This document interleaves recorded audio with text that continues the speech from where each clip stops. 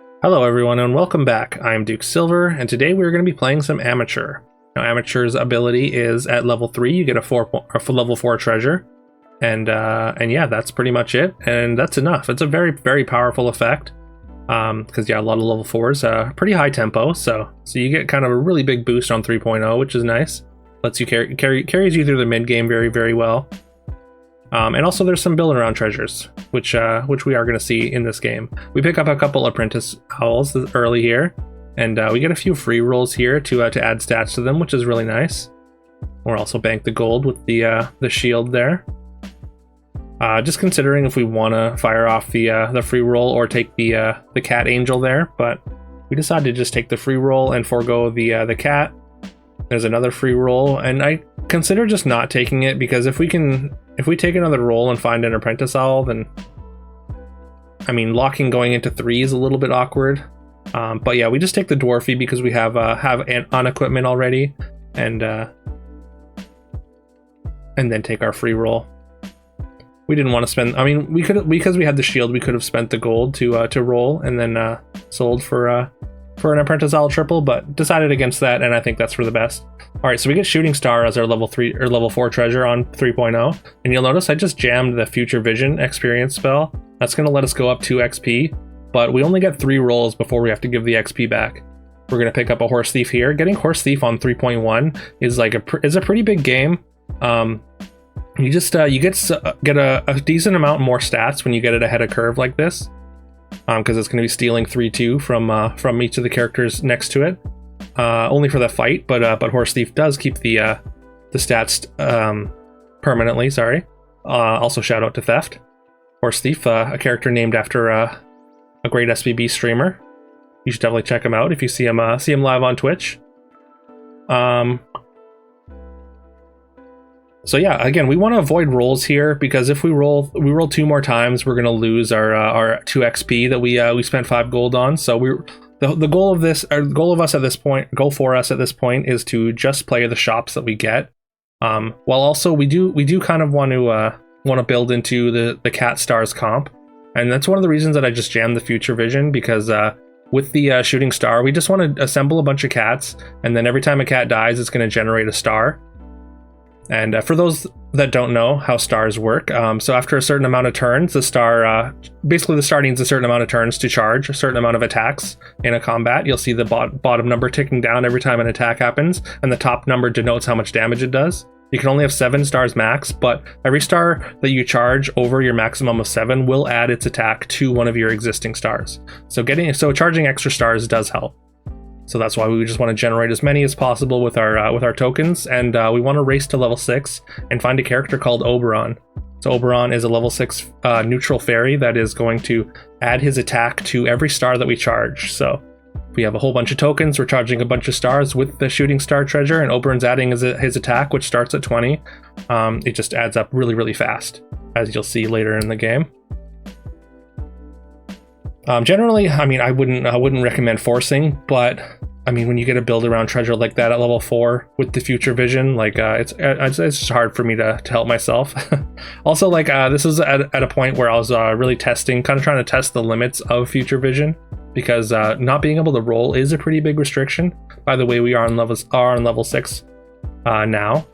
We did take an XP spell throughout those turns, so we're up 3 XP right now. But after we take our rolls on level 6, we unfortunately don't find any of our relevant 6s. We wanted Cat Cabinet, Cat Queen, or Oberon, or even Titania. Titania just copies any star you charge while she's alive.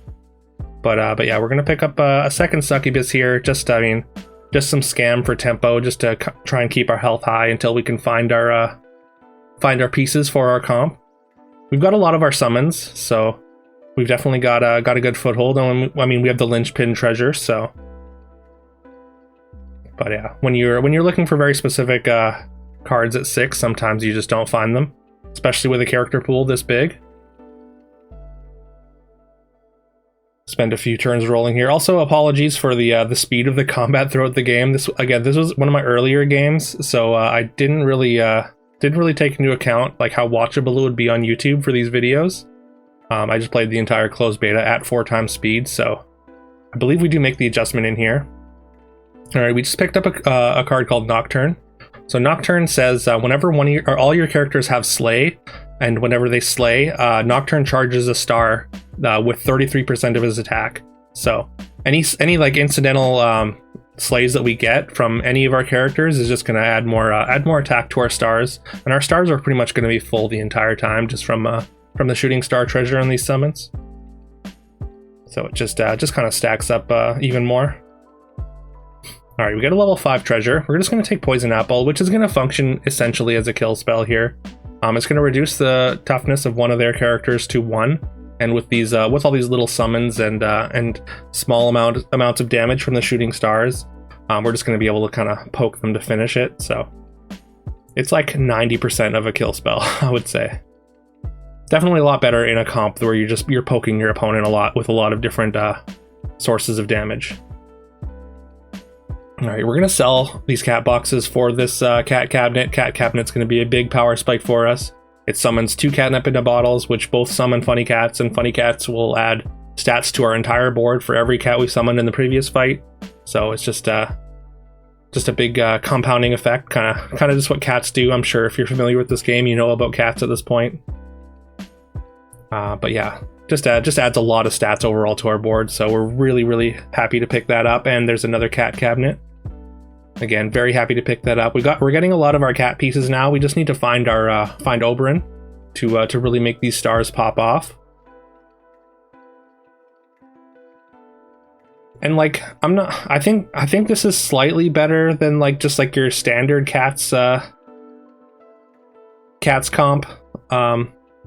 Speaking of comps, anyways, there's a slay comp. This is something you're not going to see very often. So the opponent has actually assembled a real slay comp. This is probably the best case scenario for a slay comp in this game, which it's a little bit bleak, to be honest. We do get both the Lady and the Moons there, but we don't quite take out their Mirror Fairy. That's their sort of Jormungandr equivalent, which is a nerfed version, which I'm not sure why it's a nerfed version. I'm not sure why Slay is so scaled back, because like there's no bounty board in this game. There's not really a lot of Slay payoffs, so the fact that Woman in the Moon is just a worse Jormungandr in a game where stats spike way faster and way higher on average than compared to Storybook Brawl is wild to me. We do pick up our Cat Queen, which is great. It's going to be an aura that gives all our characters, I think, +3/+2 for every cat summoned last fight and this fight. So it's going to be a ton of stats. Also adding those stats to Nocturne is going to we're going to charge you in bigger stars every time we get a slay, and the slays are going to come pretty easy. As you can see, the size of our cats are also huge, so it all kind of compounds together. Nocturne's definitely not going to stay on the board the entire time, but it's a really good stopgap right now. All right, we just we find the Oberyn, sorry. So that means Nocturne can come off the board. So Oberyn also again adds his attack, so the stat buff from the Cat Queen is going to be really nice because it's gonna charge our stars even further. And yeah, now it's just about getting volume of summons and keeping our Oberyn alive. We were gonna play the Nocturne, but instead I put in the Duelist at the last minute there. We got Doppelganger Diamond off of our level 6 treasure, which is going to summon a copy of our first character, and we just put our upgraded cat cabinet in slot 1 there.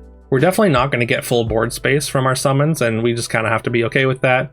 I mean, the first one is gonna lose a catnip immediately, but hopefully the second one will get better value. And yeah, you can see they don't even get to our back row, get to our Duelist at all. So that's good. There is a Barbossa, which we are going to take. And right now, I know there's been a lot of people complaining about pirates with good reason. But right now there is a patch on the beta branch of this game, and Barbossa has been removed, and there's been heavy nerfs to pirates. So this Barbossa chain, if it goes to live, will definitely not be happening anymore. Yeah, Pirate Monkey has gone to 5, and Sinbad got nerfed, and a couple of the double stats treasures got nerfed. So yeah, expect big changes if it goes to live. And yeah, just the the biggest nerf to pirates possible, pretty much. We did move our Oberyn to the front row against the Slay player because we know their first two attacks are going to go to our back line. So we just threw a couple summons back there instead, and we knew that that Oberyn was going to survive at least the first 2 attacks and get us a bunch of big stars to finish off their board there. And yeah, you see we win by quite a bit after losing to them the previous combat. Oberyn just making a huge difference there. We are going to change heroes, and we picked up a hero mask along the way, so we have a second hero, and we picked up Sinbad as our second hero, so that doubles our lowest level treasures. So our shooting star has been doubled, but we're going to change heroes into Aladdin plus Bearskin. The Bearskin buffs don't matter at this point, that's more of an early game thing, but Aladdin is going to double the treasure in our last slot. And we're going to double Doppelganger Diamond right now, which means it's going to copy the first and second slot, although I kind of realized that it's not exactly the greatest because like there's a lot of things that we just want on the board. We don't necessarily want to cut anything just to copy our second catnip, and we don't really want to play copy Barbossa either. So Barbossa wants to stay in the back, and if you copy the wolf, it is empty. So it's just a copy of the wolf and not what's inside. So eventually we just I just swap back to Shooting Star being our double treasure at the end there. Since we didn't need the second doppelganger summon, our board was just good enough to not use it, and there we go. We make very short work of that lobby, and that is the Cat Stars comp. Again, this one was super fast. I hope you were able to keep up. I hope I was explaining things well enough. Yeah, definitely let me know if you need me to slow down or not. I know the game's still early, but yeah, I want to keep these brisk. I want you to be able to get through games fast. You shouldn't have to sit through half an hour to watch a full game. I mean, if you wanted to do that, you could just load up Twitch and watch a game, right? So that's my logic here, anyways. But yeah, I hope this was enjoyable. Please leave a like, comment, subscribe, do all that fun stuff. If it was, I would very much appreciate that. And yeah, I hope you all have a great rest of your day, and I will see you tomorrow.